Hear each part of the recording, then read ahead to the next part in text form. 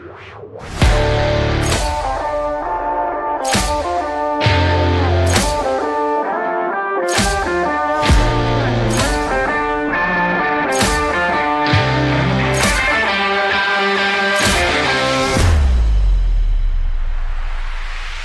right, everyone, welcome back to the Shared Minds podcast. As always, we're in our nice aircon studio today. I'm Kirby and next to me is Liam. Liam, welcome. Thanks for the introduction again, Kirb.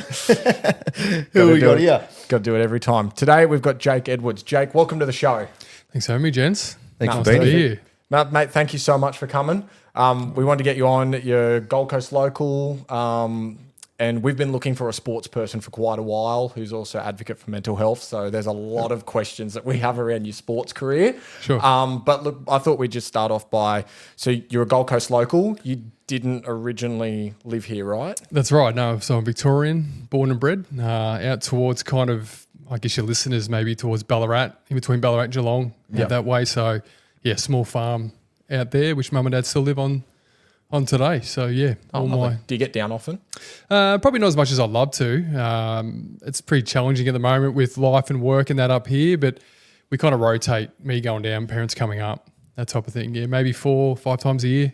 Yeah, of Get course. down. Yeah. Fantastic. Well, the question that has always burned me for such a long time, and me and Liam have talked about it a lot with people that have played in like the big leagues and the sports like you, and I guess musicians as well, is you go out there, you play this game, you're going hard, you're going intense, people screaming your name, they're cheering, they're loving you.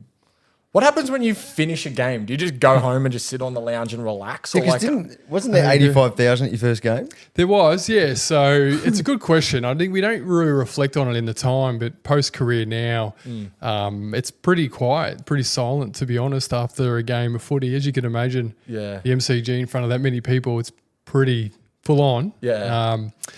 And, yeah, I guess game by game afterwards, you just do recovery, you eat well, you ice baths, you go back to your house, you relax and don't do too much.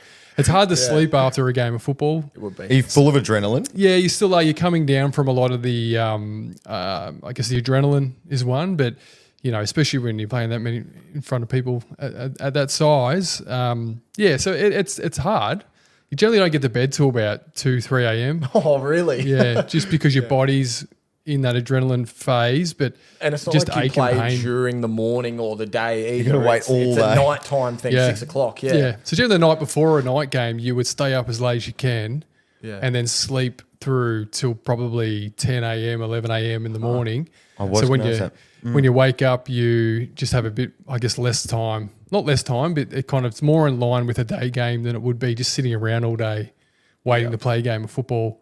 So you try and, that makes sense. yeah. See, the night before is probably where the preparation starts from that perspective. Yep. So you're trying to fill in your day the next day. How did you go the night before? Like when you got told you were playing that night before? Yeah, it's funny because like back in the day when I was playing, we're talking 2008. It's a long time ago.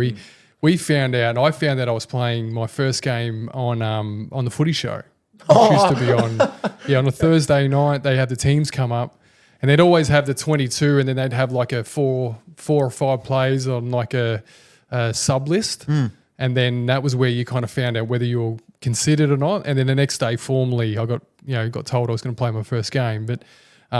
Yeah, generally speaking, the night before I was pretty good. Yeah. But before games, I was pretty bad when I was young. Like I used to be really anxious. Had some kind of routine to stick to, but I always found it such a head game before playing games of footy. Do they prepare you at all for anything? Like, do they say this is how you're going to feel? This is what you should do? No, or? not back when I was playing. It's better now. I know working with AFL boys now with the property side of things and that, getting to know them as people, the system's got a lot more investment in mental health and support, psychology, visualization, all these things that we know are really, really important. We didn't have any of that back then. Like it was essentially just get in, have a crack. We had a guy come in during my footy career that he was a psychologist, but his background was soccer in England. Yep. And he wasn't really relatable to the group. He was very close with the coaches. So we all thought as blokes that if we spoke to him about how we're feeling or preparation and things like that it would get back to the coaching staff. So that would jeopardise our possibility of getting picked because we might have been seen not to be mentally tough enough. Yep. So a lot of guys, and I know that firsthand because we'd have conversations that, why would we waste our time talking to him when it could jeopardise our careers? Definitely. So that really was a bit of a brick wall when it came to talking about stuff Yeah. as a player. It's something that I had a question in to sort of get back to that later, but we might just talk on it now while we're here.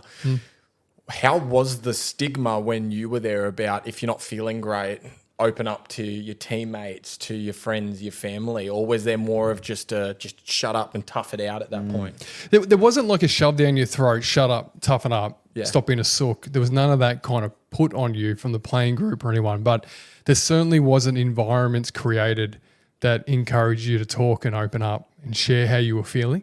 Like I know today AFL clubs do it tremendously well with their Triple H things that they do where they talk about, a hero and a hardship and things like they get up in front of the group and be vulnerable, where that was never a thing we did back then. And so we had the psychologist, we had things we knew were resourced available, but the process and pathway of how to access that and then what that meant for you as a player wasn't really ever kind of communicated or it wasn't introduced to the club that it was a safe space and a good environment to talk about your mental health.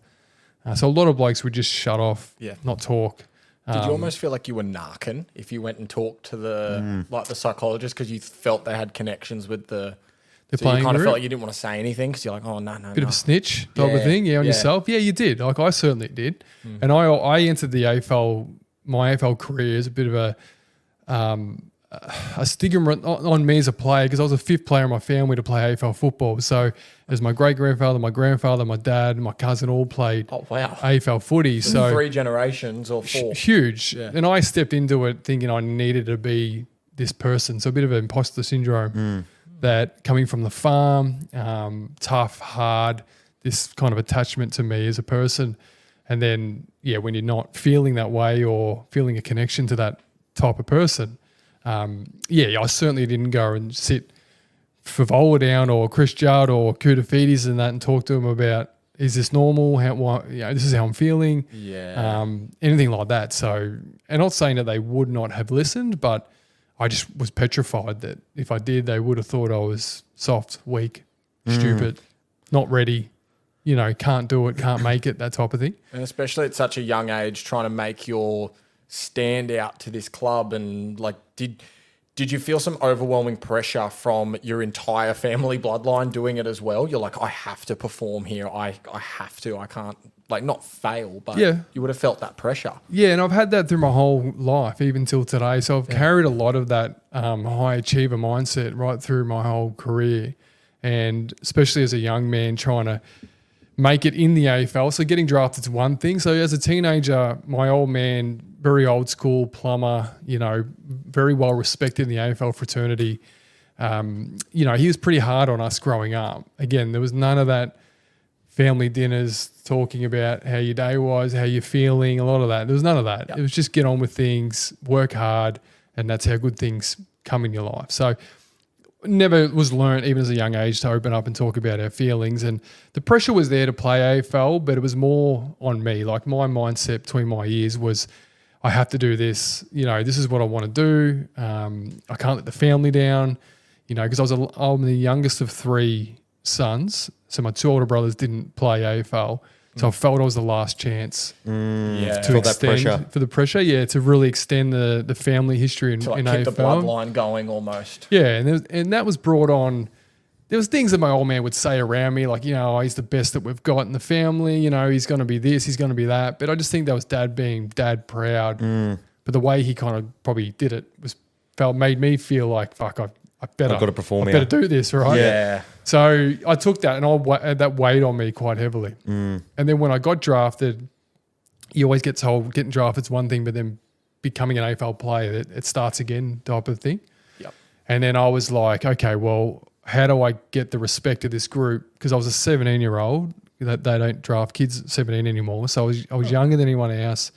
And I'm like, okay, I've got to be that tough, hard, no fuss character. Get in the boxing ring, try and fight everyone, train hard, try and bash everyone. That was my mentality of how to get the respect which is probably the wrong way to go about it in a lot of senses.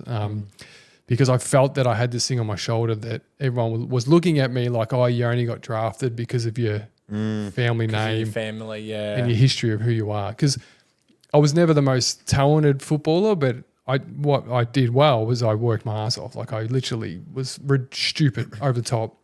Work rate was just, was silly looking back now. Yeah. And like looking back now, you said that like, oh, I worked so hard. If you could not go back and give advice to yourself then, I know you're probably towards the end of the episode, there's going to be a lot more takeaways, but would you say don't train as hard, like it'll be fine? You think you overworked yourself? Yeah, I'd train smarter because I'm feeling the effects of it today. Like my knees and my hips and that it's hard for me to run any further than like 5 kilometers now without feeling like I'm in pain. Yeah. Because as a kid, I used to get up and I had this saying on my wall, if you're not doing it, someone else is, and that just stuck in my head. So I'm like, okay, well, what do I need to do that's better and more than everyone else? So I'd run on the concrete, mate, morning after morning. No like warm-up. kilometers, no warm up, just run. Because I was told that I wasn't fit enough, And then when I got into the academy ranks, I got told I wasn't fast enough. So then I got a sprint coach and would work 3 days a week with a sprint coach and then training on top. So I probably wouldn't train less. I just train smarter as a teenager. Yeah. My niece now is going through that because she's really great at basketball. Mate, they got him playing like 8 games a week sometimes and training and stuff like Really? that. And now she's just got stress fractures in her back and she'll need a pin put in her And how old? spine. Avery now is only 14. How do you even fit in 8 games at 14? There was a period there over Christmas where they do those camps, those academy camps. Yeah.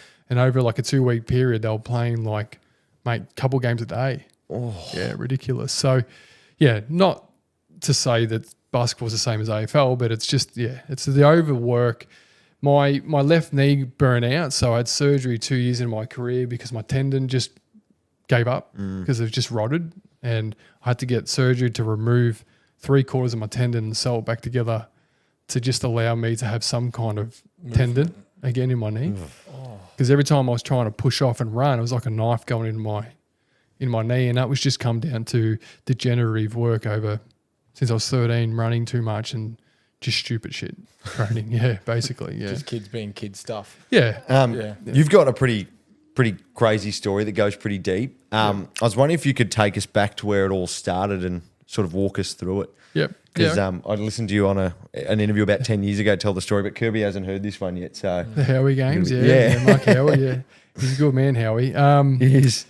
Yeah, so I guess for me, my journey in mental health's been definitely challenging at times, and I certainly still have moments today. But I started noticing kind of anxiety issues, depression challenges probably late, say 15, 16 years of age, but didn't have the knowledge around identifying what it actually is. Just thought it was part of performing at a high level, training hard and being young, trying to grow up. So didn't talk too much about it, got drafted, and that really amplified a lot of those stresses on me.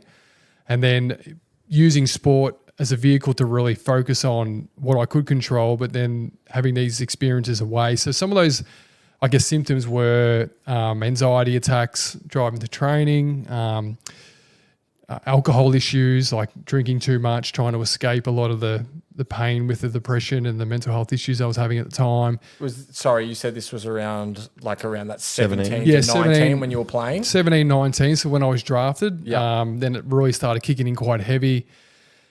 A year and a half into my career, it all probably became too much. So those anxiety attacks got to the point where I was on the side of the road and, I'd be crippled with anxiety. I couldn't drive the car and Wow. I'd be calling my mum and I'd be in tears and stuff like that, just not really understanding what was happening and why.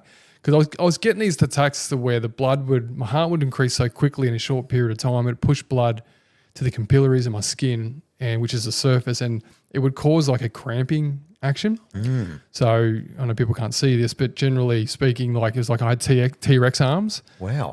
And I couldn't hold steering wheel, I couldn't drive a car. So you were quite literally hunched. I was like a really ball. it was in pain because the blood would push so hard to my capillaries, it would cause like a friction in my body for physically me to react in a really shitty way. So because it was pumping so quickly, it couldn't actually. Just the heart rate would go from normal to like 1,000 so fast.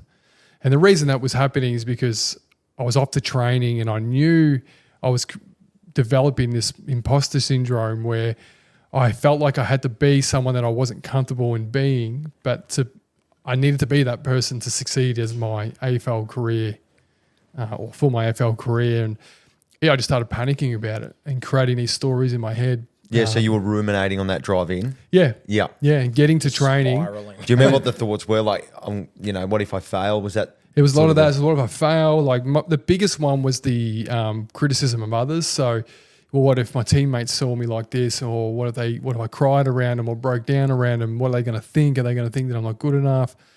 Soft, weak, all these things that just going like this. Yeah, and the next thing you know, you're fucked. You know.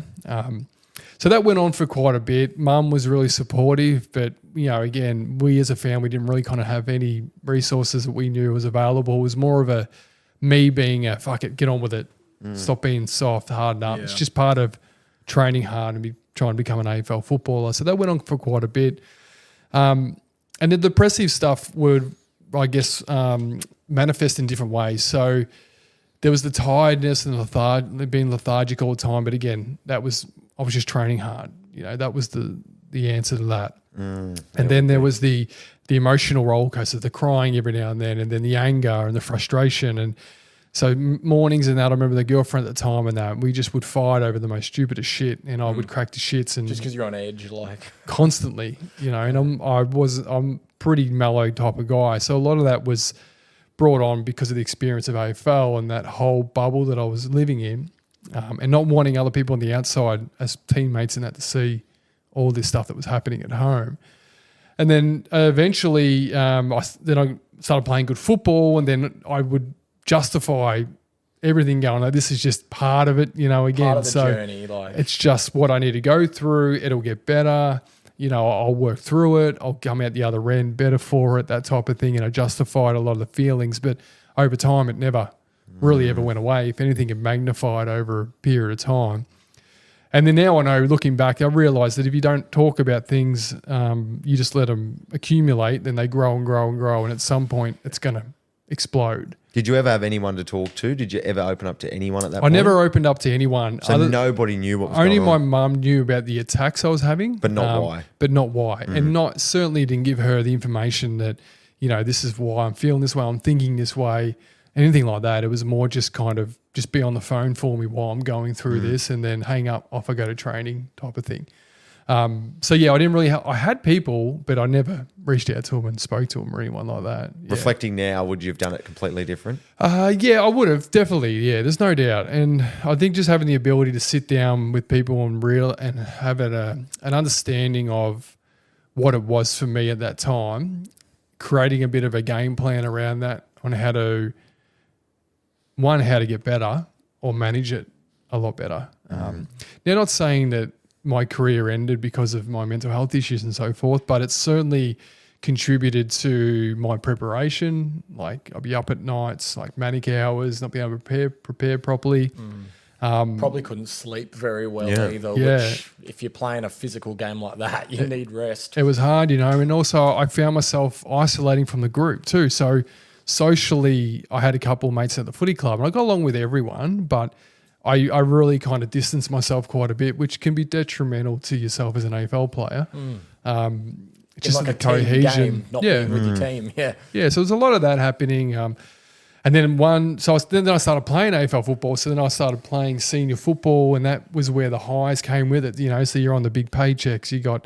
I bought a house, and I had a partner at the time. All these great things that I was experiencing, but I'm sitting back privately going, what the hell's going on? Like, I don't feel happy. I'm not living this dream that I thought it was going to be. I'm experiencing these things away from the footy club.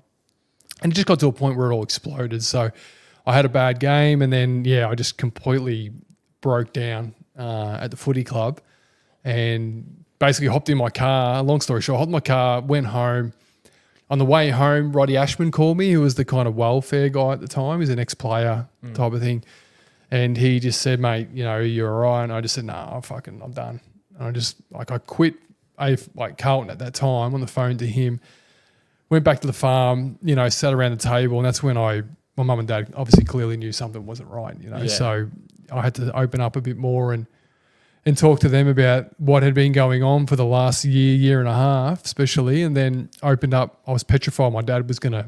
Yeah, I was going to say, what did your dad say? Well, I thought he was going to just give me a clip and tell me to stop being soft and harden up and that. And, to my surprise, he did the complete opposite. He sat right next to me, put his arm around me and, really supported me. And then what I realised at that time was I just didn't give them the opportunity as parents to show the support that most parents would give their children because I hadn't opened up and spoken about it. I was so scared of the reaction that my dad would have that's what kind of held me back from just talking about how I was feeling.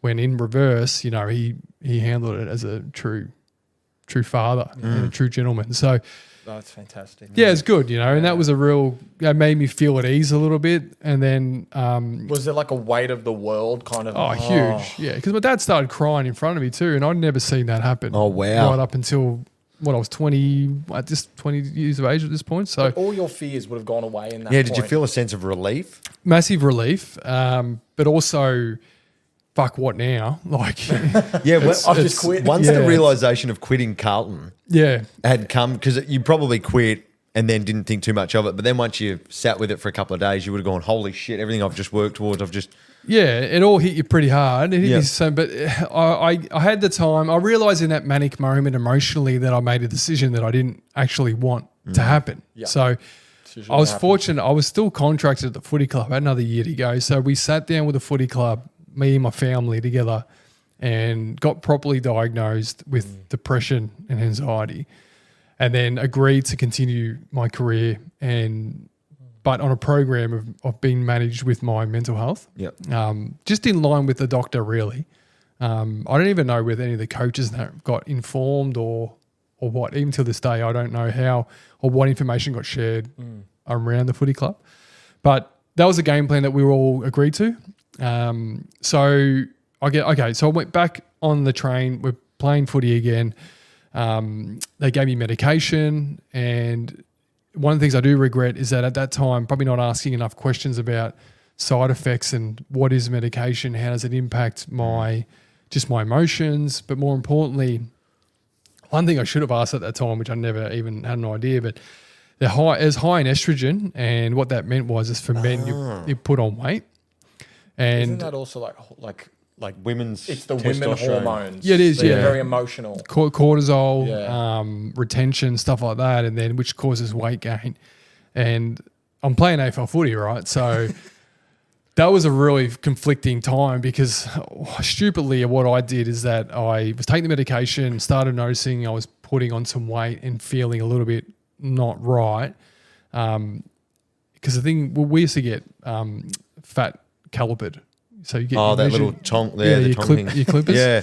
And That'd be so like Mate. grounding, wouldn't it? Getting them clipped. It's very humbling, I'll tell Yeah. you now. Yeah, but we had this thing at the footy club, which was called Fat Club, right? And it was a board. Oh, yeah, yeah. It was on the wall in front of everyone. So if you were over a certain weight class with your measurements, then you got put up in front of your name up in front of the whole club, and you had to do extras until you got. Yeah, don't you have to get there Too earlier hungry. and leave later? Yeah, you got, and then they really harness your diet and stuff like that. So, But they wouldn't have known you were on this No. estrogen. Oh, So again, what I did stupidly as a 20-year-old, 21-year-old is I was more petrified of that judgment of putting on weight and being criticised because I thought that was just going to impact my mental health even more because I'm not ready to tell everyone what's happening.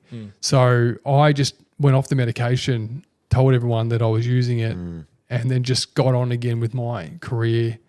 And then by the end of my career had finished, it was, it wasn't on my terms, and that that impacted my mental health significantly again at that point. So, and lacking the responsibility to identify that I had been diagnosed with a mental illness, but then the care plan of taking the medication and other things to bring into your life completely went out the window that I learnt. And I lost that routine, that structure, where to be, what to do, what to eat, what to think with AFL clubland, and then got basically pushed out to pasture in the way of it's up to you now. Go find a life for yourself. And that transition back then was horrendous compared to what it is today. For Yeah, is it AFL just one day you're an players. AFL player and the next you're unemployed? Pretty much. So Carlton offered me one more year, which I said no to because I said I just need to go somewhere else, get a fresh start. So people with mental illness will identify with change as a new lease of life. So whether it's a new car or a new relationship or a new job, you think this is going to be the solution to me getting better. So I thought a new footy club would be great. So the Bulldogs, which happened to be my great-grandfather's, my grandfather's, my dad's footy club, offered me to come and train. So I'm like, how good? Like, this is me. And I really felt, I was there for 6 weeks and felt like I was at home. Felt a huge connection to the football club. The players were great. Got offered I had a conversation with the coach one day, which he said, he goes, mate, we're going to pick you up in the draft. So I'm like, sweet. Happy Just days. 1 second. How does the draft work and what is it? So the national draft is where anyone can apply for it. Yep. So you apply for the draft. There's about 15, maybe more, about 2,000 people apply every year. Yep. And clubs essentially sit down and recruit who they want to come play for them. Okay, and then they have a limited number of how many people they can choose? Yep. Okay. Yep. So there's a list amount. So I think now it's about 44 players on a list. Yep. And every year they delist players. And then they bring in new players. Okay. Yeah, so that's kind of how the draft works. Okay, I've never fully understood it, but that makes sense because the NRL does it. NRL's got their kind of patches, don't they? And they just feed them through. There's no they actual, just come up and go down. You don't really hear about them. So kids come in now at 18 years of age, and then they might have the average AFL career is about 4 years. Is that it? Yeah, it's not very long. So people think it's a like 8-10 year stuff, but it's very, very short.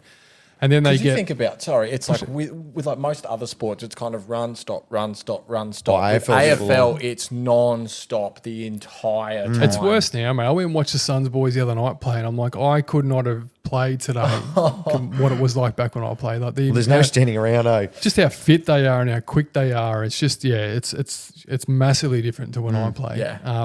So I got offered I didn't get offered. He told me he was going to draft me. Draft day comes, my name doesn't get called out. And then I got a phone call from mum and she's like, what happened? I'm like, what are you talking about? I didn't even listen to the draft because I got told not to worry about it. Yeah, because you're in. And then the next day I didn't have a job. Like that was it.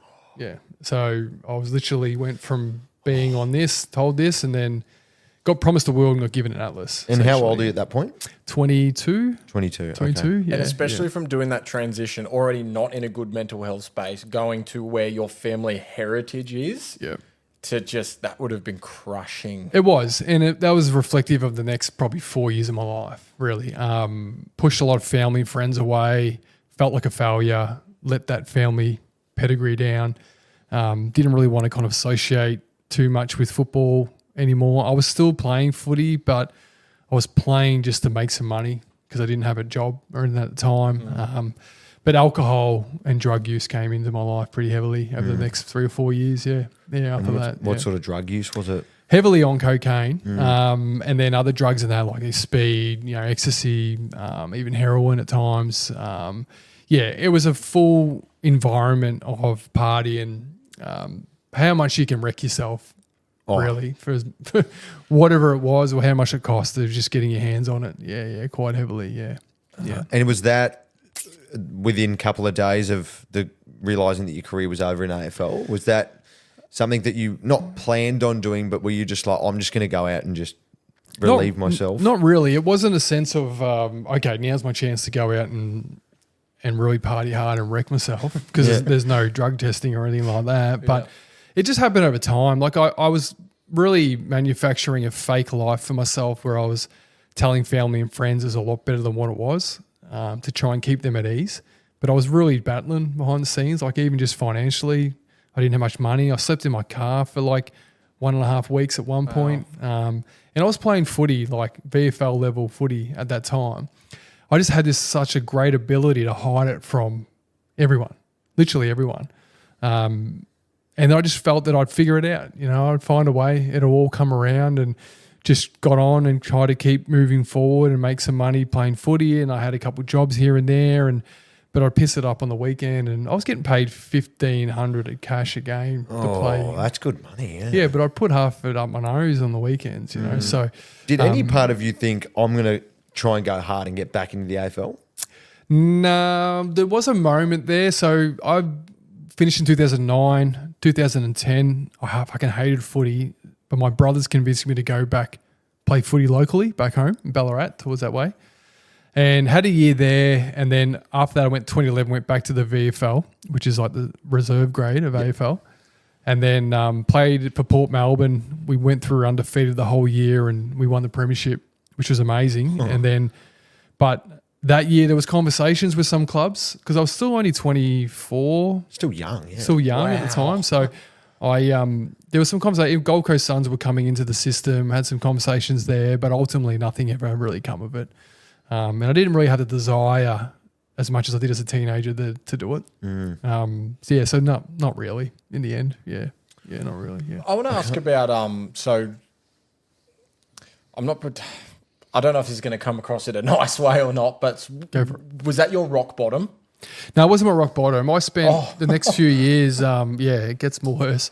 I spent the next few years really escaping through, abuse with alcohol and drugs, and got to a point where I was triggered by a relationship breakdown. That'll do it, yeah. Where, man, I thought that at the time, that was it. Like I found someone, she'd move over from Adelaide for me, moved in, and we lasted about 3 or 4 weeks before she seen how bad I was. Yeah. She wasn't with me while we were building a relationship, but then she moved over, and and it all just turned to shit from there, and we split, and then I went on a 4-day bender.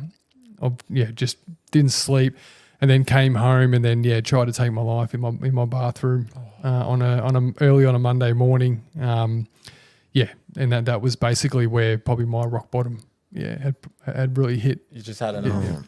Had enough, and I say it kind of in a easier manner, just because I've worked on it and dealt with it over a long period of time. But mate, it was heavy. Like I felt like I wasn't going anywhere. I lost connection with friends and family. Anything you could think of what you shouldn't do when you've got a mental health illness was what I was living at the time. And there's a heap more details than that around it, but the essential part is that I lost sense of self, didn't have any connection to me as a person anymore, and then felt like the right thing to do was to not be here anymore, I just one morning come home and tried to take my life. Yeah. Wow. Advice for people listening, because you mentioned that you just went, this is the only way to do it and the only way out, and I need to do this. Is there any advice that you have for someone that gets to that point there on what to do when they get to that point? Yeah, it's difficult because the obvious one is that you're not alone. You've got people with you. They want to help. I think the most important thing is allowing yourself not to get to that point. So there's a lot of preventative measures that I had learned, I knew that I just didn't implement and wasn't ready for whatever my own journey, my own reasons to do. It's a really tough question to answer. I don't really have the right answer for that at that point. But probably person by person, really, isn't it? It is, because I just feel that there were so many things that beforehand, like my best mate at the time sat me down like the week or 2 weeks before that and had that conversation with me and really wanted me to get help. And he could see that I was fucked, and was doing everything he could. And I just lied to him and promised him that I was fine. We're going to be, I'll go do this and go do that. But I never did. So you can have people sit in front of you and do all those things that people were trying to do, but I just wasn't. I wasn't listening. I wasn't there for him, so yeah. I think it's a good, it's a very inspiring story, because you said at the time you're only 24, and we're 27 at the moment, 27, 26. And there's times where we think this is the be all and end all. And it's like we're running out of time to do what we want to. And it's no, we have so much time left. Well, the life that you've lived just since that time to now. Yeah, it's crazy. It's been nuts, man. It's that kind of before I was 27. I lived 5 lifetimes. Generally through that.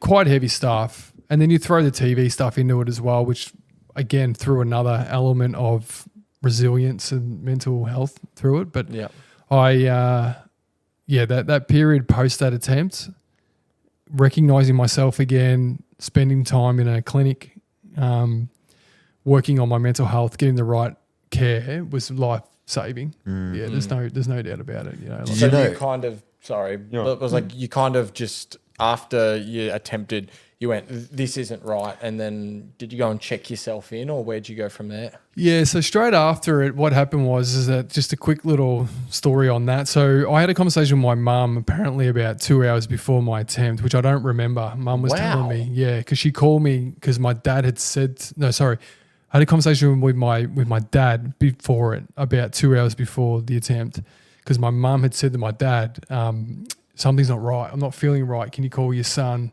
Mum had this intuitive thing on a Monday morning at like 7 a.m. to give me a call. And then I spoke to the old man. I was like, I'm fine, whatever. Leave me alone.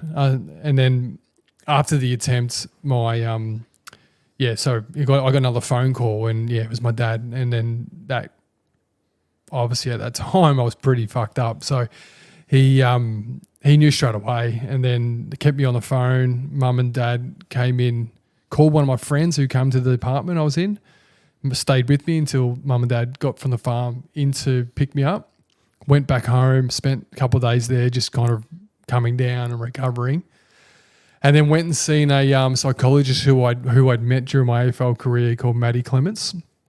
She now heads up the AIS with the psychology program, but she put me into a program off the back of that. I was pretty hesitant to do it because I was pretty petrified, but it was the best thing to do for everyone. And the motivating factor wasn't even me; it was my mum. Like that was the only reason I did it. It's because I could see the pain. For the first time in my life, having them in front of me, seeing me the way that I was, I could see the impact on them, and just how the look in my mum's eyes was just, she was petrified. Like, and I was just like, okay, well, I've got to do this for them. Mum and dad, If anything, I'll just go and do it and see what happens. And it changed my life for the better, for sure. I learned a lot more about mental illness and anxiety, and obviously drug and alcohol problems, things like that. So that kind of shifted my life around a little bit. Yeah. I want to touch more on this, but I'm not sure if it ties into it or not. Is it outside the locker room? Yeah, it ties in directly with that. Okay, so cool. Off the back of that was a conversation around during the recovery phase, what do you want to do the rest of your life? And didn't have any knowledges or skills or anything. Is that a really, I don't know, it just seems a really heavy question to ask someone who's just gone through what you want to do. Anyway, what do you want to do with the rest of your life? Well, that's what I thought at the time too, yeah. So we're probably 6 months after the attempt when these conversations started coming into play, because obviously you got to pay bills and make a living and have a purpose. And I was like, oh, okay. That word again. Purpose.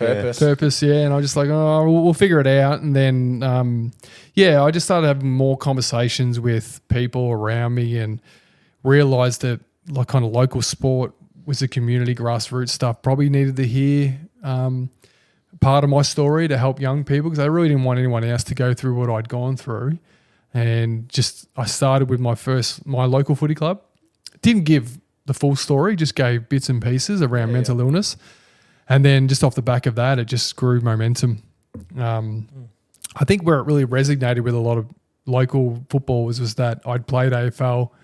I grew up kind of in the country area, and then young kids in that would look at me as a AFL player and just listen, just because I had that. They're kind of like looking up to you going, that's where we want to be. Yeah, that's what we want to get and building to. some reality around it, I think, for them. And the parents loved it because it helped them feel that they could have a conversation with their kids without starting it. Yeah.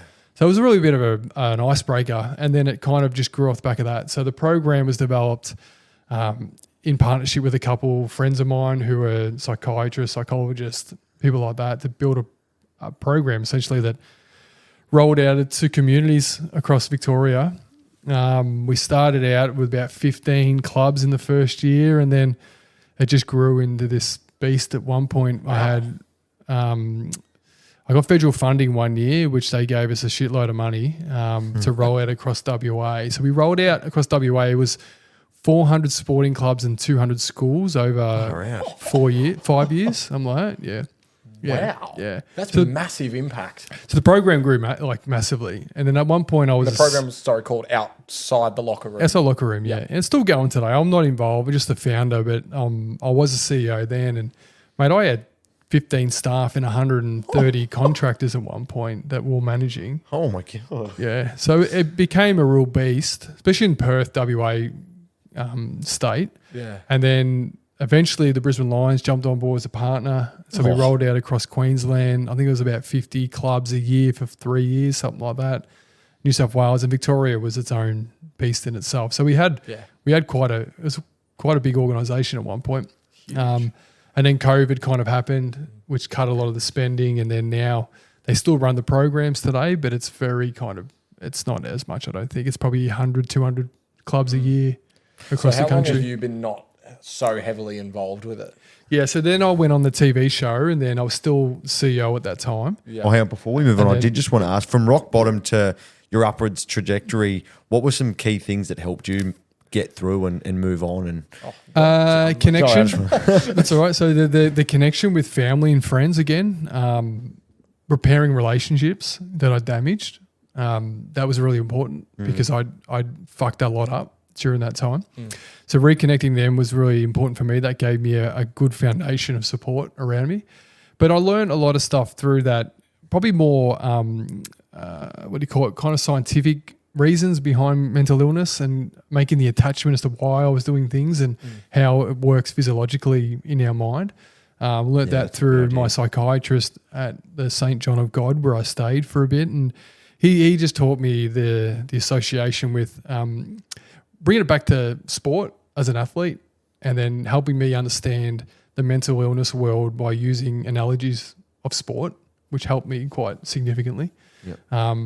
Yeah, and there's a lot of that was really important. But there's the obvious clear things, just creating boundaries and communicating my expectations to friends and family, what I needed from them to support me on that journey, what that looked like. So I didn't, for 1.5 years or longer, 2 years, I didn't really know what a Sunday was. I didn't know, I was generally out still or coming home or sleeping all day. So I was petrified of all this free spare time I'm going to have. Or what am I going to do?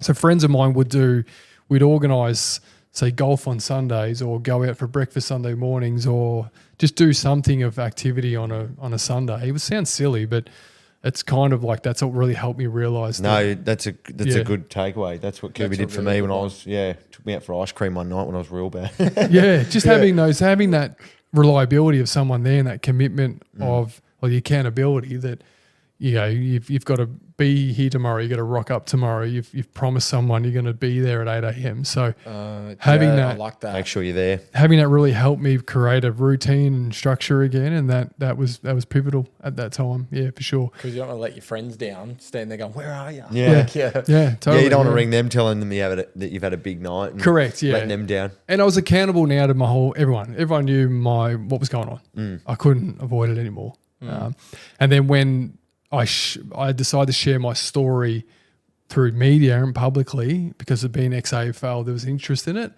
And then there was one day, Johnny Ralph, who's a head editor of the Herald Sun, he did like a 2 big page article in the Herald Sun on a Sunday on my whole story. Oh, cool. And then, which was great because, it got out there, but then the ripple effect of that was not everyone in my life knew everything, but now everyone fucking knew everything. And there was no going back. Yeah. But the positive side of that was the program, the charity blew up off the back of that. Yeah. Yeah. Because people who played local sport were like, we need this help. We don't have a program that our parents can tap into because we've got no resources. We're not an elite pathway, So that's where that... You had every footy club in Victoria just suddenly hitting you up at that point. Mate, I went on and then 60 Minutes did a story on me. Oh, cool. So we went on that. And was it a good story? It was a good story. Oh, cool, it was through the whole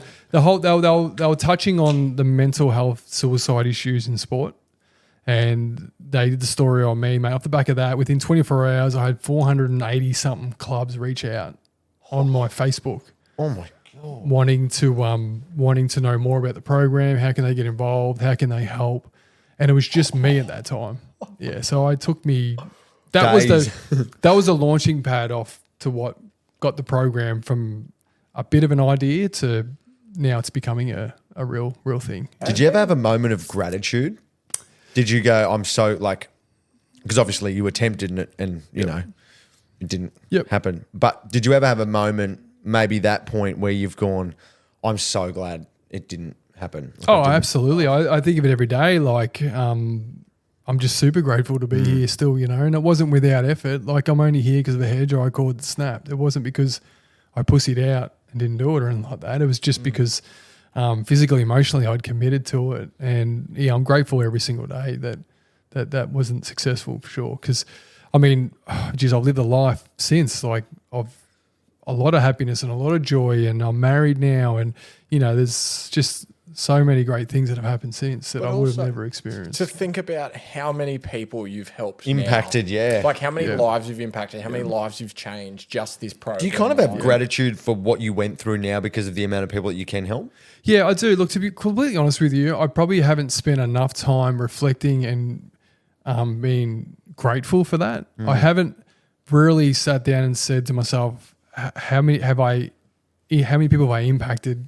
And I haven't pat myself on the back about it. I find, I don't know, it's a real bit of a thing that I'm like, I don't feel comfortable in doing that just yet. Well, you should, man. You really should. Yeah, I know. And a lot of people have told me that over the years, and even in the program, stuff like that, like parents and kids and that all the time. But for some reason, it never sat right with me taking all the credit for that. I just don't know whether it's just, I have no idea, to be honest. But anyway, yeah, so I haven't really taken a moment. You almost feel like you were like blessed and lucky with this life that you're like, but I didn't like, and I'm not saying that you didn't work for it, but you feel like, no, I've just been given and I'm blessed of this opportunity. Yeah. I haven't done the work to get here. It's just, I'm blessed. I'm And the lucky. mindset was that. It was like, Yeah. I'm just going to try and do what I can now because there's going to be another program come along. And we were so far behind the Beyond Blues and the Lifelines of the world that we were so small but having huge, significant community impact. I didn't know how to handle it. Like I felt so embarrassed at times as well. And when I put my story out there, it's one thing talking about it, but when you're talking about it, one year I think I did like about 280 talks around Australia. So by the time I did sporting clubs and corporates got on board and then schools and that, like some days I was doing 2 or 3 a day if we were traveling interstate. Wow. You're averaging, And then- like, what, just shy of one a day. Yeah, comfortably. It was over 200 and something, 240 or something maybe. It was over 200. But it got to a point where I desensitized Yeah. my story. So I got to the point where I was just able to shut off was emotionally just a story from it. that- Just a story. So that got to the point for me, it just felt like it's just another story. You know, when people hearing it for the first time don't think that. So I think that's kind of where I got to. I was like, I feel uncomfortable accepting, you know, all the pats on the back and stuff like that. Because to me, it was just, hey, I went through it. You know, I fucked up. I fixed up a few things and created a program. And I'm glad you guys are able to resonate with it and get support. You're almost past the point of like, not saying like that you were at a point where you're like, this isn't why I started now. But as you said, so desensitized, took all emotion from it, and you were just talking, the thing that you've talked before, and you weren't actually realizing the impact that you had because you've done it so many times. Yeah, yeah. And I used to have to change my story around, like the way I deliver it. I change it constantly just to keep me Engaged. Awake, yeah. Because I always just had to say to myself, this is the 500th time I've done this, but it's the first time for someone in the room. So true. I need to try and find ways to try and reinvigorate the story for me. So yeah, it just got to a point where it was huge. Like I had a board of directors and that helping me through an advisory board of a lot of things, but it also got to a point probably 12 months out of when I left the charity as a CEO, I was asking them for help and I was asking them to transition me out of the charity because I got to a point where I'm not a fucking CEO. Like I'm trying to make shit up here as I go. Yeah. And I'm more of a founder type of promoter of it. I can't be doing the day in, day out stuff because I don't know what I'm doing. Yeah. You know, I can't as be running books. And No, as a CEO, what do you mean? Like there's so much, and trust me, mate, I mean, the idea of getting government funding sounds amazing, but the regulations, the reporting, the laws around all that. They'd watch you like a hawk. Well, we had to hire 2 full-time people just for government reporting. Wow. So all the funding we got to a point where we had to get people on to ensure that all the money was all accounted for and everything was done all above board. So even though we were getting, say, what was it? I think it was 3 and a bit million from the government. We Did you get that and go, what am I doing with this money? well, we literally went from making like 100,000 a year, just getting around to anything, to one day just it come in quarterly payments. And then one day just getting like 400K in the account. And you're just like, okay, well, here we go.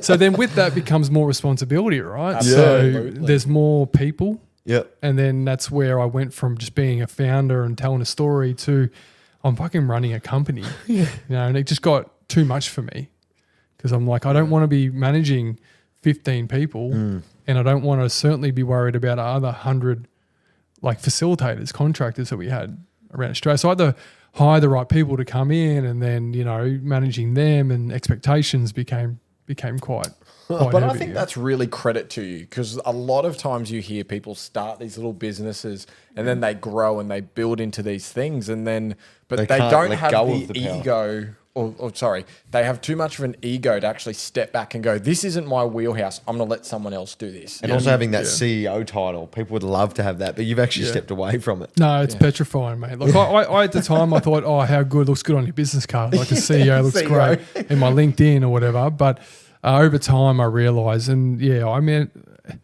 I don't want to kind of badmouth the board and that because they were amazing, but I think they were really probably slow in helping me transition out quicker because they realised, and we all realised the reason it was so successful because of my work and my storytelling. Yeah, you're on the face of it. And we tried so many times to bring in other ambassadors, AFL players, netball, anything and everyone, but it never had the same kind of impact. So that was tough.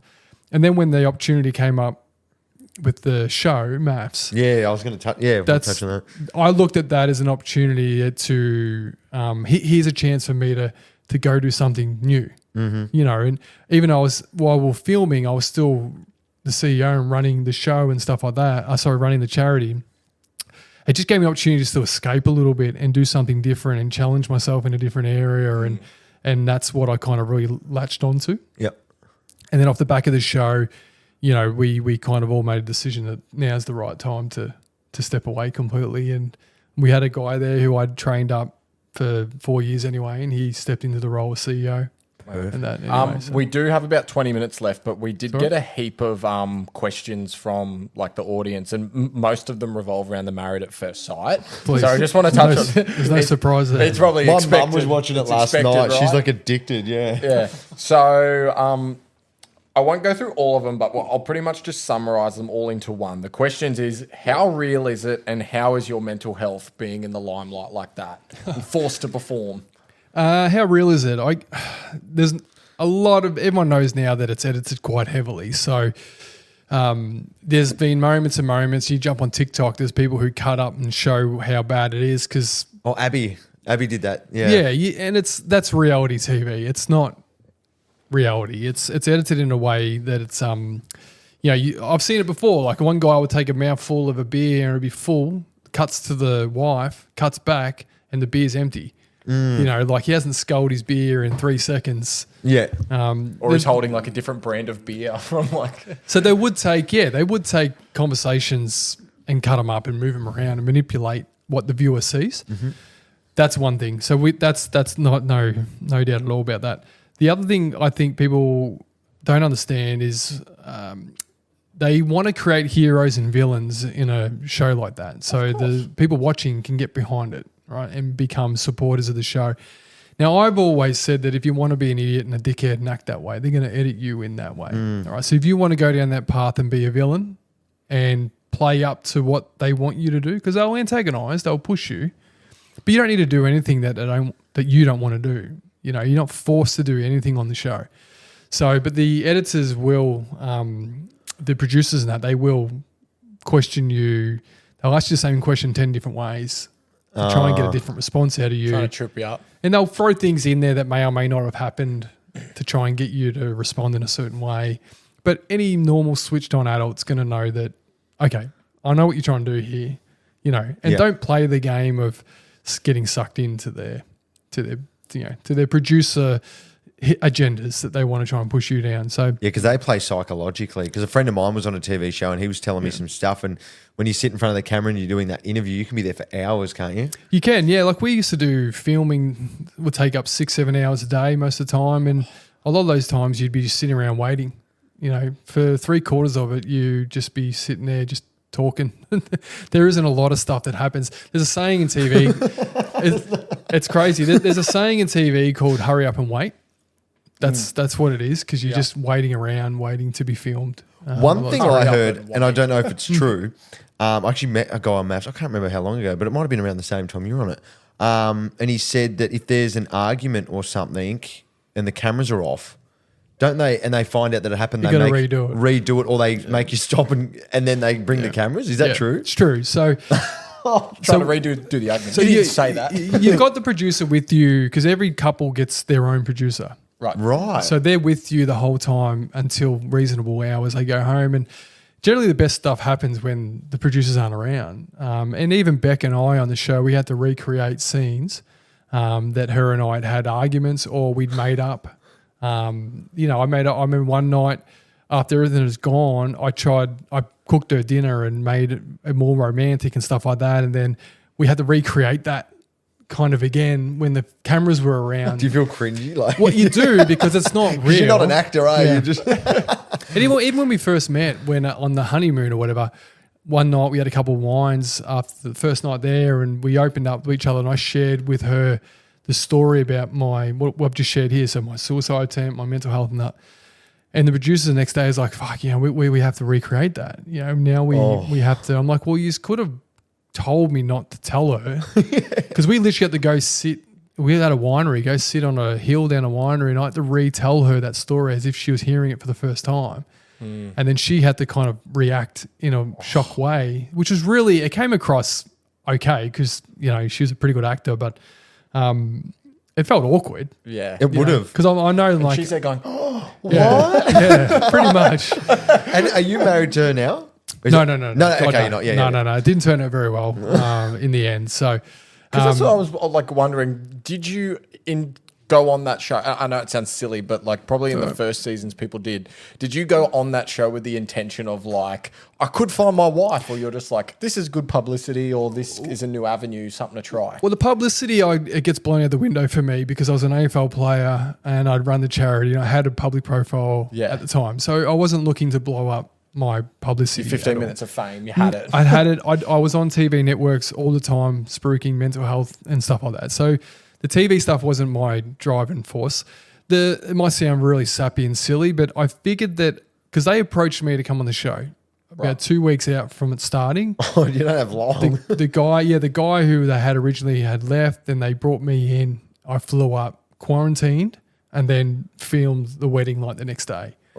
So off the back of that, I thought, okay, well, they know my story, right? So they're not going to put me in a situation that's going to jeopardize my mental health. Yes. I mean, there's They're got gonna to be look after some you. kind of, OH&S or something about that. Anyway, so I figured that maybe they will find, a decent chick, and will be the kind of, the Romeo Juliet story of Australia, because 1 or 2 a year generally work out. And I thought maybe it could be me. So I went on it open-minded. Yeah. But I learned pretty quickly in the show that that wasn't going to be the case. Yeah. Oh, and when you turn around and you see them for the first time, is that real? Yeah, it's real. So, but they get you to do that like 5 or 6 times. Oh, Yeah, but they get to do it 5 or 6 course they times before she comes down. So this is where I think it's funny, the editing, right? So what they'll do is, and that they'll tell you to face the front, all right, and then they'll get the bridesmaids to walk down, and then they'll say, okay, turn around now. So you turn around, and if you see a bridesmaid coming towards you, your reaction, just your face reactions, are going to be very different to what it's going to be seeing your wife come down the aisle.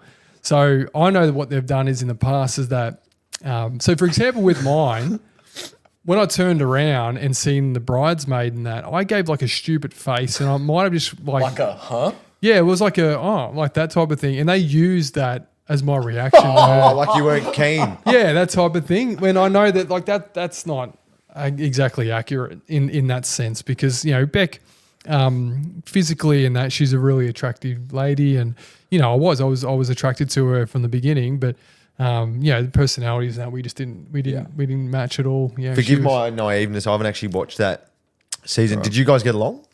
Yeah, well, we got along at times. It was a roller coaster, the whole thing. So we constantly were bickering and fighting, and then we would get along. And then, at times we were like, nah, we're done. We have to leave the show. And then we were convinced by the producers and that to stay. They seem really and stuff good at being like able that. to do that, because I've Yeah, seen a they're few good. people blow up and go, I'm done, and then they talk them back into it every time. Yeah, and for whatever reasons we agreed, we don't really know. I can't really know. I think it was just more of the experience, and maybe something can eventuate in the relationship with Beck and see where it got to. Because I was genuine with it the whole time. Like I was seeing more opportunity than probably what she knew. So yeah, I mean, it got to the point at the end there where we found out she went home during filming to see her sick dog. And it was filmed. I don't know how it was captured on her phone or whatever, but she got caught kind of cheating on me during the show, and they showed it at the final reunion thing. Like, I feel like I've seen that. And then, yeah, you might have. It was a huge thing at the time. Like, and it was massive. Like, it blew up huge. And then, it obviously. Well, no, I was angry. I was pissed off because when she did that, we were together on the show. Like, we were in a good place. And then, obviously, at the end of the show, we said we'd go and try outside. So we tried to do that, but she had no interest in the whole thing at all. And then we come back to the reunion. That's when I found out the truth during the filming that she was doing that. So yeah, it was pretty heavy. I haven't spoken to her ever since that night, that reunion show. Yeah. Just because, what's the point? Like How was your mental health going in that? going into that, I was in a really good space, mate. Like I was motivated. I was in a really good headspace because of the charity and everything was going well. That's why I thought, hey, I knew from people in the media world that it's going to be a challenge. Like mentally, it's going to be a huge thing. Are you sure you want to do it? Given my history. Yep. So we sat down. I spoke to family, brothers, mum and dad, everyone before I Read it by committed. everybody. Yeah. Everyone had their concerns, but ultimately they were like, "Hey, if you want to do it, we'll support you." Blah blah blah. So I felt ready, and yeah, I did it. As I said to you guys off camera before, it was a very stressful period of my life, purely just because of the emotional warfare that they put you through. And that brought up a lot of past issues with my anxiety and my stress. Depression, not so much. It was more the anxiety. So not many people will know this, but if you watch the wedding at the start and then if you watch the commitment ceremony at the end, I look like two different people. Wow. Like I lost 8 kilos on the show. Like it's ridiculous because I was running. My escape was to go for a run. Yeah. I was doing like 80 kilometers a week, just running. Yeah. Fucking 12Ks a day. That's a lot of escaping. So my producers would always just say, "Hey, just go for a run, go relax, go do what you need to do," and gave me that time to just go, basically just run and come back and film, get it done. Yeah. And that just stripped the weight off me. And some people with stress eat a lot, put on weight. With stress with me, I don't eat, and I'll lose weight. When you have anxiety and you try to eat, is it like sand? Yeah, I feel sick. Yeah, same. I can't eat. I Yeah. can't eat. It's like I've got a mouthful of sand no matter what I'm eating. Yeah. No one So else look, has said that before. the show was it wasn't horrifically bad. It was just challenging in the sense that Something different. it was just mentally exhausting. It was constantly just. Have you ever you guys have broken up with partners before? Yep. That period of that unknown. You just, I don't know. It's scary. Like it's the feeling that you get, the gut feeling, and the breakup, and all that. And so that was happening. We would have broken up 10 times in that period. So yeah. Yeah, we're actually talking Just about that called it just quits. before you got here, actually. That's kind of funny you say that. Yeah, it was full on. But ultimately, I don't regret it. I had a great experience in the sense of meeting good people. Yeah. One of my really good mates who came to my wedding now, my now wife, you know, he was on the show. Jason, he's a good guy. Yeah. Him and I, really good mates. I don't talk to anyone else on the show, but not because I don't like anyone. We Don't just have a relationship. go to different. Didn't you know, happen. different And how long are parts you of it. there for? We filmed, I want to say 4 months. Oh my God, is it that Sydney. long? Yeah. I thought it was 4 like a months. month. Oh no, my no. God. They crammed because COVID was happening at the time too. So we couldn't do too much. We weren't allowed to leave the hotel very often. I had to get that would've been permission. tough. You'd have to be, if you were a good boy, right? You'd have to get permission from the producer to go have a beer at the pub, Really? just because if you got COVID, it would shut down. The whole The thing. show, the Production? whole production. So they were really cautious about that. But one night the NRL was on when we were filming and the State of Origin. Yeah. So me and Jason, they let me go have a few beers at the pub and watch it, and they let me take one person. So I took Jason because he's a mad Queenslander, and one beer turned into about 15 beers that night. And, Yeah, that happens. we had a pretty good time. At one point, Jason had his top off running around the pub. I'm on maps. Yeah, he's a great man. But yeah, so it was a fun experience around some memories and stuff like that. Yeah. Just trying something new. As you said, you went like AFL, dark days, running the charity, just try something completely new. Yeah, the hardest part of it was coming off the show. So because I knew what had been filmed, and then we had about a month before the last filming to when it went on TV. But that month, there's a lot of promotion on TV, the ads and stuff like that. So everyone knew in my life that I was going on it. And then when it aired, because like 1.5 million people watched that a night around Australia. Wow. Yeah, every time it's on. So it's the biggest, highest rating show in Australian history. So when it was on and when it was 3 or 4 weeks into it, when people started really resonating with you and your story and what was happening on the show, I couldn't go I couldn't go to the cafe. I couldn't have a coffee Couldn't just step out your front privately. That was the hardest part because it was challenging in the sense that I felt like I was being watched the whole time. Paparazzi would find where you are and follow you constantly. And were you still doing the outside the locker room stuff at that point? I So was you still- try and go and do a talk and the paparazzi are there? Yeah, so Like- at that time I stepped away from doing the talk stuff, but I Yep. was still running the charity at that time, Yeah. which was even more hard because even though I was portrayed in a really good way on the show, there were conflict of interest with some of the board members and that felt that it wasn't portraying the charity maybe in the best light because it was on a maths reality show. Yep. Which was frustrating for me because, everyone had ticked it off before I went on. So that caused a bit of riff with that. And I felt really bad and guilty. So, yeah, that impacted me again significantly. And I was seeing a person at the time and you weren't supposed to. Oh, true, because you'll ruin the end of the Because show. you ruined the end of the show. So and she was someone on social media. So she had a massive following and she was pretty adamant on letting things through to the keeper a little bit at times. And at that time I was kind of like, F you, Channel 9, don't care kind of thing as well. And so that really impacted me significantly looking back now because I went about that the wrong way and wish I had just probably not engaged in that relationship at that how time. was And that relationship while the show's airing? And were you guys watching it together? yeah, at times we would. Oh, no. At times, yeah, which again would add complexity to the relationship. But it was more just because of the social media. And then once people got a hold of that I was dating someone at the time, Becomes then- scandalous. then and all Daily that. Mails and then Channel 9, all producers will call me. The PR girl will be on to me every couple of days just saying, just getting ripped into me just about this and that. And I'm like, I don't know what I'm supposed to do. Like I want to live my life, but I also can't. And then you're literally in like a little bubble and it became a lot, became too much. And that caused a huge impact on that relationship. It's kind of just Stress. blew Does it up. just end one day? Like all of the attention, all the media, the scandals, and everyone calling you. Is there a day where it kind of just fizzles out into nothing? It fizzles out, but it's certainly not nothing. Because even now, if I go out to get a coffee somewhere, or if I go out and have a beer somewhere, you always have people coming up talking to me about the show, asking me for photos and stuff like that. That's quite common.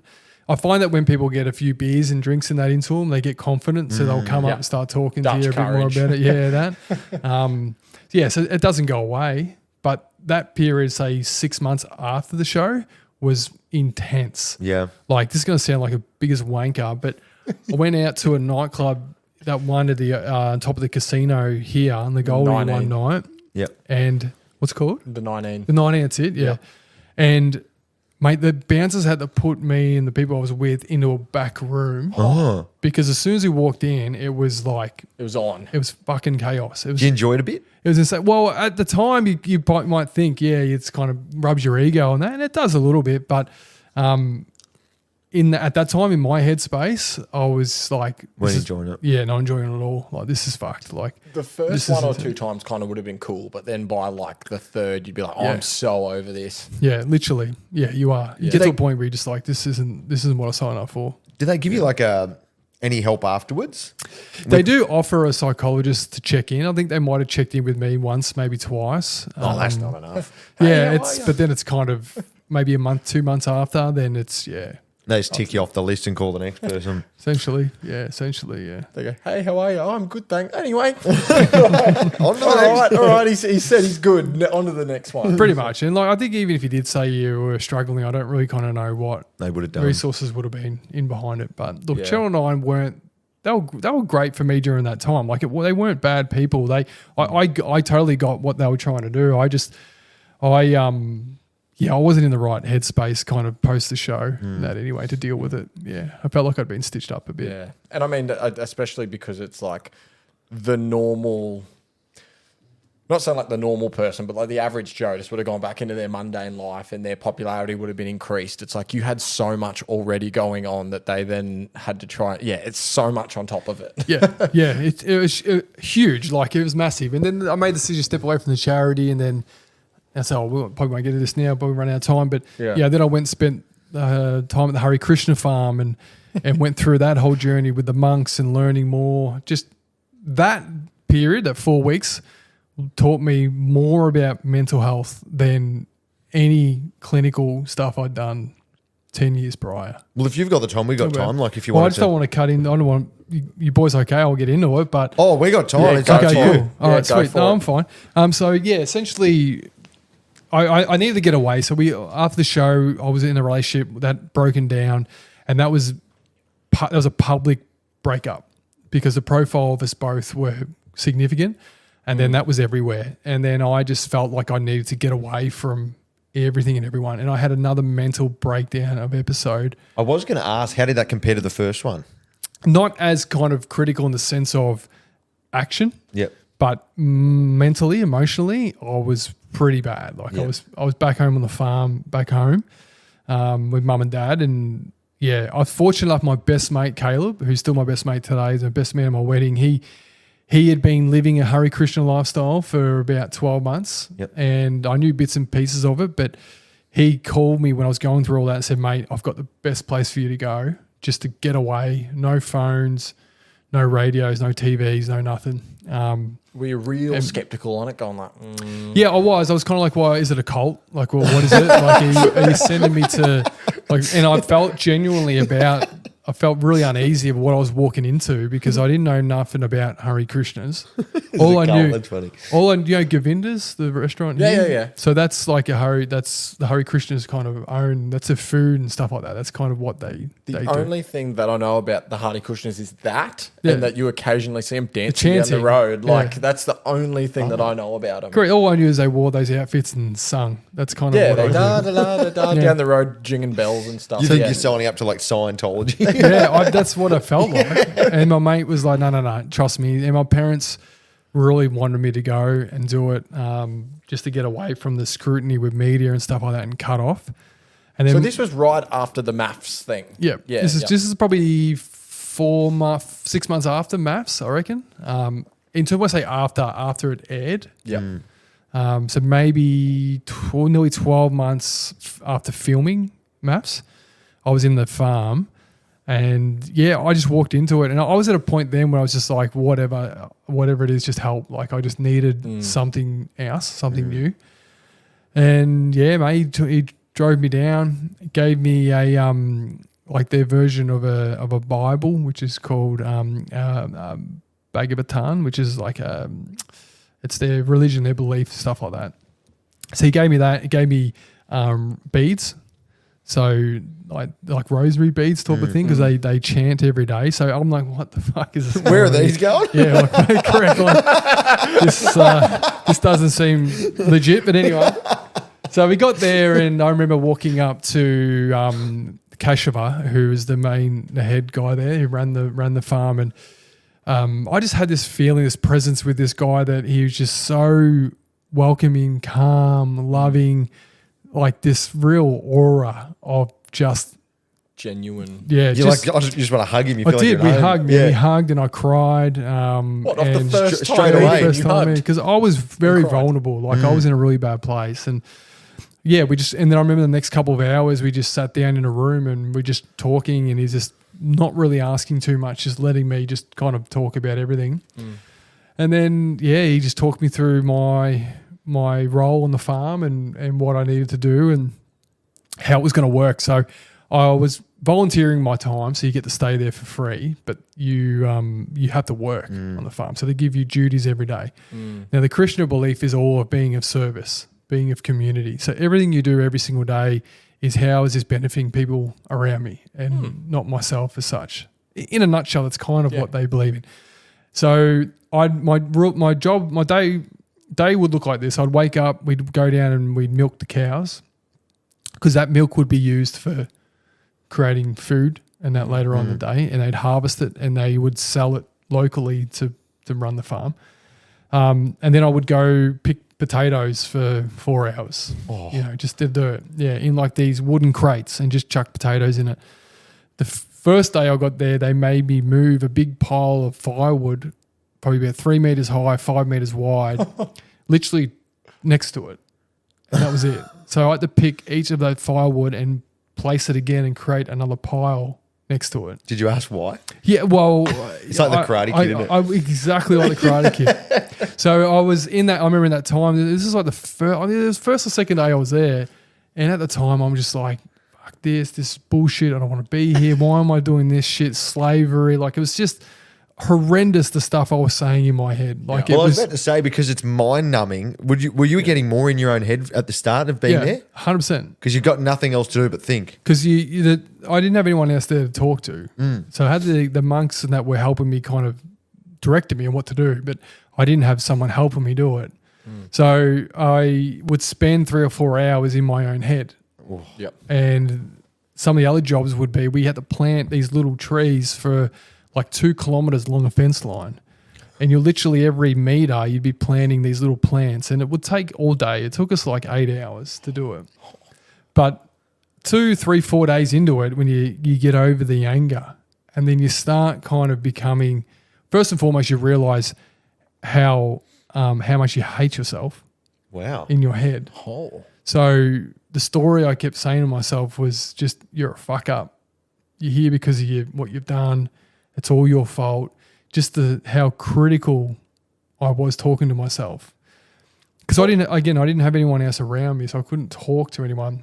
It's like a self-punishment almost then. That's the whole idea of it, is to put you in positions of doing chores that force you to be by yourself, and physical chores that you're churning through your mental anguish, where you're criticizing yourself to help you realize, fuck man, you need to take care of your mind talk. Be better to yourself. Yeah, you got to love yourself a bit more. Did you hit that rage, anger feeling you get when you're so in your own head and you're talking so bad to yourself? Did you ever get that anger? Like, I wanted to leave. Like the first week I was there, I wanted to leave 5 or 6 times. So for me, it was a matter of trying to get my head around, why am I here, and then how do I actually fix this, moving forward. Sorry, man. That's all right. I don't know Turn where that it off. is.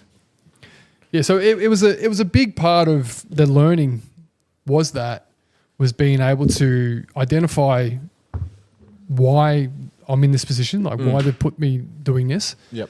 And then and then the second week, third week, the chatter would change. Wow. It would The start head turning noise around. would just change. Yeah, it would just start turning around the things of like being more grateful, talking slower, if anything, just having more silence. And are they Between the training two. you this, or is this something you've come and had a self-realization? No, well, they're training me without training me. They're putting me in this position for me to learn myself. So as you said, it's Wow. exactly the Yeah. Karate Kid. Like the wax on is the blocking, and like it's It was exactly like that. So, and then like they weren't silent monks, so I could talk to them. So at any time I could go and chat to them and stuff, which I was doing constantly for the first few weeks. And then, yeah, you spend that day and you're thinking about a lot of stuff, and you go and ask them one question, and they would just give you these little pellets of just golden advice. You're like, fuck me, like they They'd say come at- less and it means so much. they come at you like Yoda, just say like 3-4 words, and you're like, wow.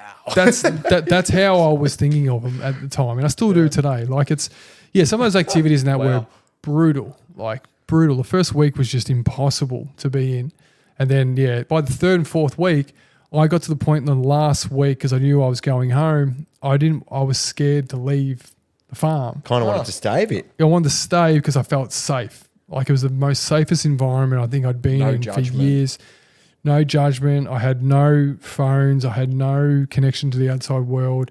And I was petrified that once I stepped back out, that It just happened it's all all over going to again. happen all over again. So, which it didn't, thankfully. But that period, I went into there like a complete mess, like reality TV, mentally fucked, kind of exhausted. While I was in there, I'd lost my relationship. I decided to sell my house.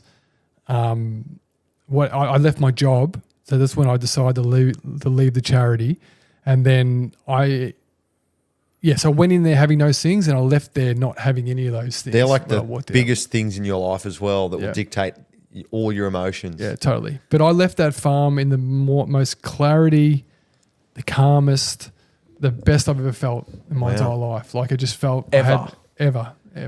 And I was living a life of veganism, so they don't eat, or they have the cow milk, so it's essentially vegetarian. Sorry. But some of those learnings were things that they believe in, is like no sex unless you procreate, no addiction, so no coffee, no drugs, no alcohol, no gambling. They chant every day, so I would get involved with the chanting. So I didn't have to get involved in their full thing unless I wanted to, but I thought, fuck it, while I'm here, I may as well do it. So we would do a thing called kirtan, which is like every Sunday they do like chanting that for a period of time, and it's like a verbal meditation. And it's the same chant every week, and everyone comes together and we all do it, and the tempo speeds up as it's going. And I get involved in all that and the beads and stuff like that. They'd wake up in the morning and there's 103 beads, I think it is, on like a necklace. And they'd say this chant 103 times around, because they'd hold each bead in their finger to represent one chant, and they make their way around the bead. That's like the rosemary beads too. Same Sort of concept, thing. Yeah. Yeah. And that would take me 15 minutes to do one round.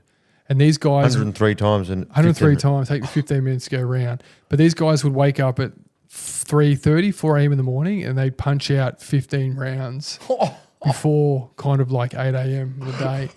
That was their meditation. That was their commitment to their belief and their Krishna and believing in that and all that stuff. And I just admired it. I'm like, these guys have got it down pat. Like, they're the happiest, most genuineness, like lovingness people I've ever met in my life. And it's the funniest thing is when you hear about these cultures, and like obviously the Hare Krishnas are like, they've decided to not have the technology and the addictions and all that. But you hear stories of people that have gone and visited like Africa and like these third world countries, India, and they hang out with these tribes and these villages who have literally nothing, and they go, they are the happiest people I have ever met. Yeah, there's something to that. Like I've been fortunate to get to South Africa and a lot of third world countries as well, and I've always thought that. I thought here we are here in the westernised society in Australia, and we With look at other everything. countries with everything, but we point our fingers at them saying they must be miserable. They live a low quality of life. They don't get all this food or Medicare and stuff like that. I'm like, fuck, mate, they're so much more happier Yeah. than what we are here just as people. And a lot of it's community based, you know, so a lot of them everyone has their role in the community. Everyone's got a role, they've got a purpose, whether it's, you know, getting food or water or whatever it might be. Everyone plays a specific role. And the Christian belief's a lot about that. You know, we all have a purpose. We all, and it's all about getting outside yourself and helping other people and doing something on a daily that's going to impact someone else. I have a sort of question to sort of start wrapping it up aside from these ones. I just got one though so from day one, you clearly would have had like quite a bit of head noise and it would have just been negative. On the last day, where's the thought process at and the thought pattern and how you feeling? It was as clear as I've ever felt.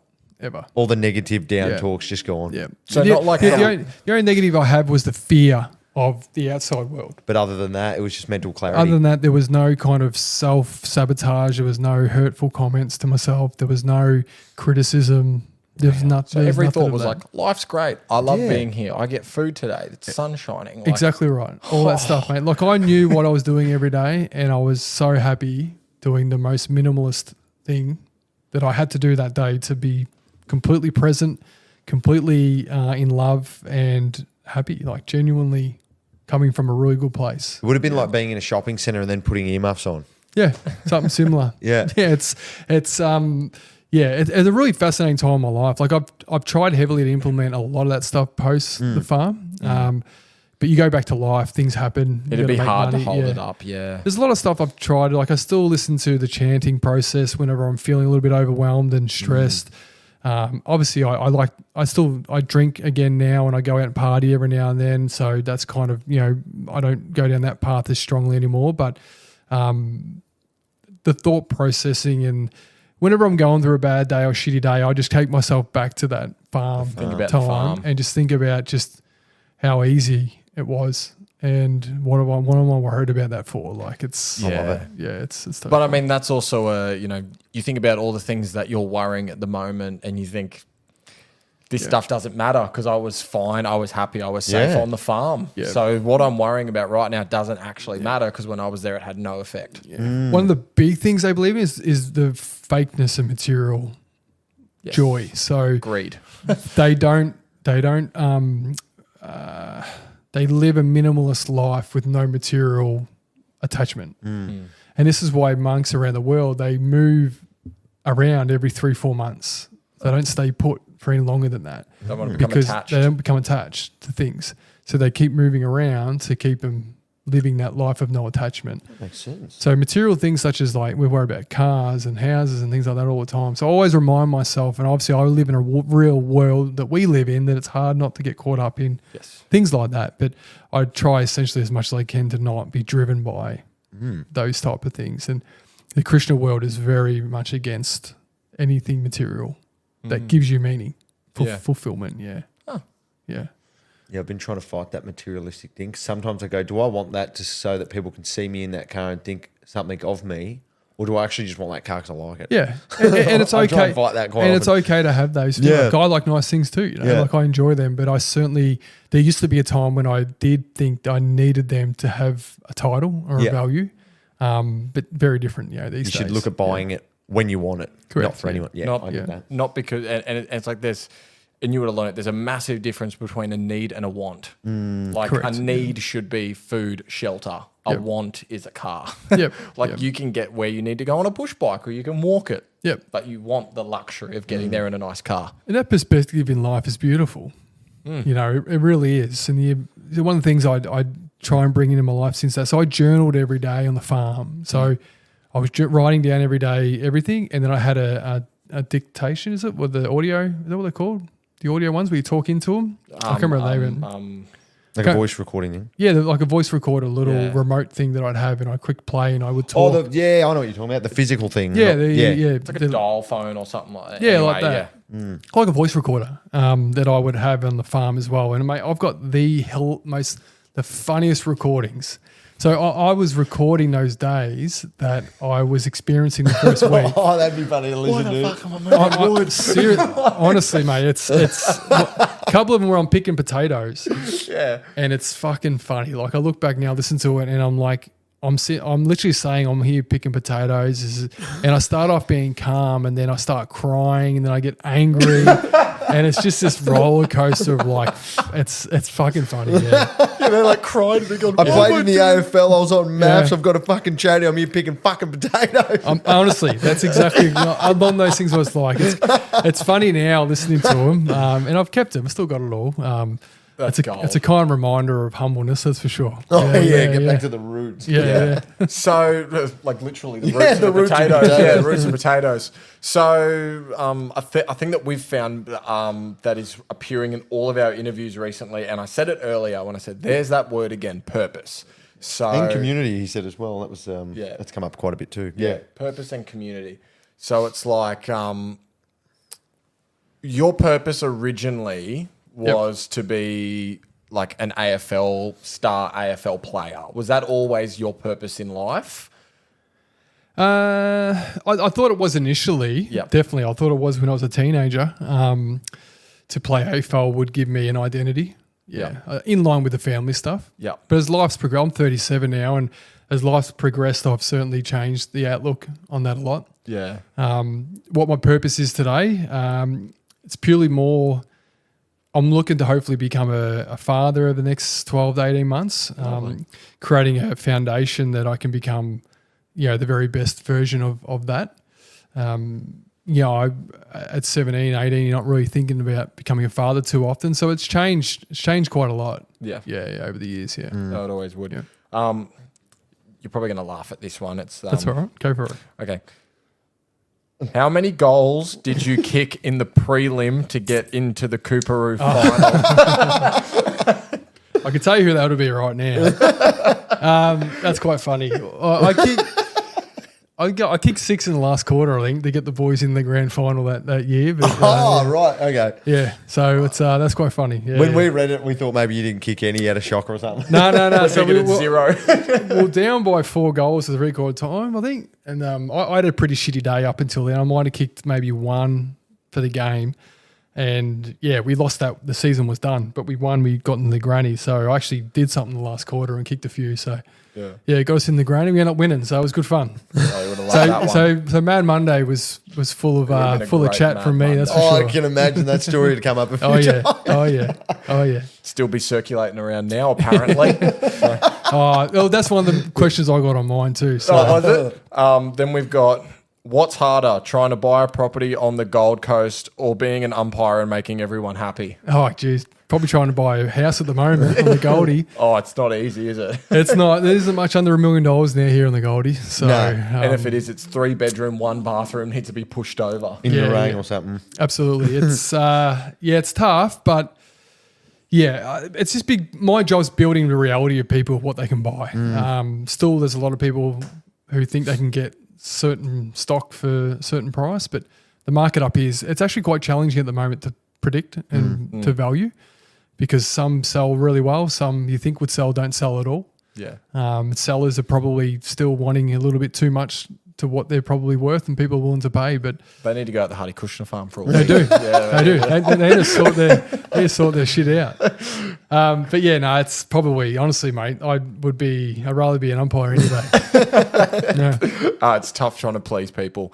And then was there any from your end? Was there any new ones that come through? Oh, there was more just the idea around how I handle my mental health today, and it's probably finally just would probably like to say that, like.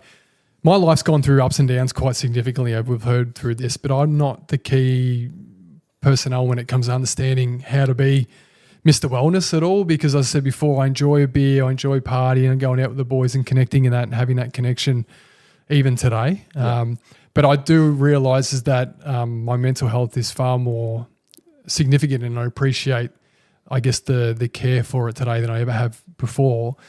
The things that I keep my life pretty simple in the sense that, my wife and I, she's my best mate. I talk to her, if not every day, every couple of days about how I'm feeling and where I'm at. Yeah. We spend a lot of time Regular together check-in. all the time, and she's amazing because she keeps me accountable to that, which is great. So we go down the beach very early, probably 2-3 times a week, and just have that time together and disconnect from online and stuff, which is important. Yep. But just having a bit more of a accountability and structure around my life today is more important than what I ever really had. Now at 37 compared to 17, 20 years on, my priorities have changed significantly. You know, I've got a house now, bought a warehouse, business is good. It's now the next 12 months for me is focusing on family and starting that for Claire and I and that as well. So yeah, mental health is very different for everyone.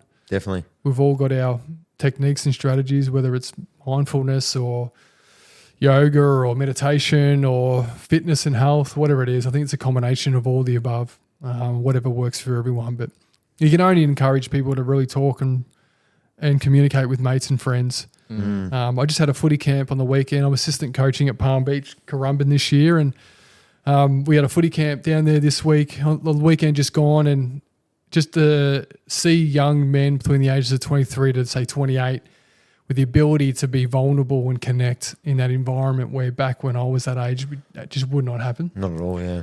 You got blokes standing up talking about horrible things that they've been through, which would break anyone, feeling confident to talk about that in a space of 30 other blokes. Bring the team together as well. That's brilliant, isn't it? It is, and it's amazing, you know. So, and I know at the very end, one of the boys got up and made a really heartfelt message, not only to the older blokes, but to the younger blokes, saying that if you ever feel that you're in a position of loneliness or you don't have anyone, it's not true. Like, it's bullshit. You've got 33 mates here that you can come to at any time at different age levels. That's amazing. Yeah. So I'm pretty passionate about building those environments now, in whether it's business or sport or my life personally, that you can feel comfortable in having those conversations with people. So, and sometimes it takes those environments with one or two people to have the courage to be vulnerable for it to really Ripple effect. click and make sense. That we know now at that footy club that we're going to have a really good platform for young blokes, 18 to 21, that, you know, they ever go through a tough time, that they've got the right support around them. So You'd be so proud just watching that unfold in front of you, right? Going, this is exactly what is needed. And that's what I say to them. Like, we never had it. We know when I was playing. Like David Armitage is senior coach. He played nearly 200 games at AFL St Kilda when I played, and him and I talk about it all the time. Like we wouldn't have done this back when we were playing footy. No. Like, so we're so far advanced to where we were for the better that that young fellas feel that they can be confident to talk about that. And when you hear a young bloke who's 17, 18 say that he feels confident to go to a senior player and he doesn't, you know what I mean, and talk to him. He's not scared. He's not scared. Then that makes you feel, okay, we're doing something right. Yeah, we're on the right path. Yeah. And I'm sure that's across all sporting clubs. And that's why I love the charity so much at the time, because sport was a vehicle to just use that as a platform to help men, especially, look around you and go, I'm not alone. I've got mates and people who can help, and that all the time. So, yeah, unfortunately, it's not till there's a tragedy that's happened that you see the community. Major change, yeah. But we're trying to kind of, I guess, change that a bit. We're stepping in the right direction. We are. So. We are. But you boys are doing a good thing. Thank you. Yeah, with your podcast. I love it. Like I said, I don't go on many. I say no to a lot, but mental health stuff and that, always happy to support Thanks what for you guys are coming on, doing. man. It's been Thank awesome. you. We really appreciate it. Well, you know, it's funny. We like one of the main pillars of our show. It's the reason we started the show is because me and Liam have been mates for about 3 years now, and it wasn't until they're 4 now. It wasn't until we started becoming vulnerable to each other that then the other one started opening up a lot more, and we really helped each other through a mental health battle and got through the other side. Yep. And we said, when we get each other through these mental health struggles, we're going to create a platform where we can help others feel more comfortable in speaking out. So Good on you. that's what it's all about. Yep. Yep. Leadership in the space certainly helps. Yeah. Good stuff. Awesome. No, perfect. Well, mate, thank you so much. We really appreciate that one. it. And yeah, welcome. so many great takeaways in that. Oh, definitely. Hopefully it's not too inspiring. long. No, You might have to break it down. That's fine. That's fine. No worries. All right, everyone. Well, thank you for listening, and see you next week. Love yous.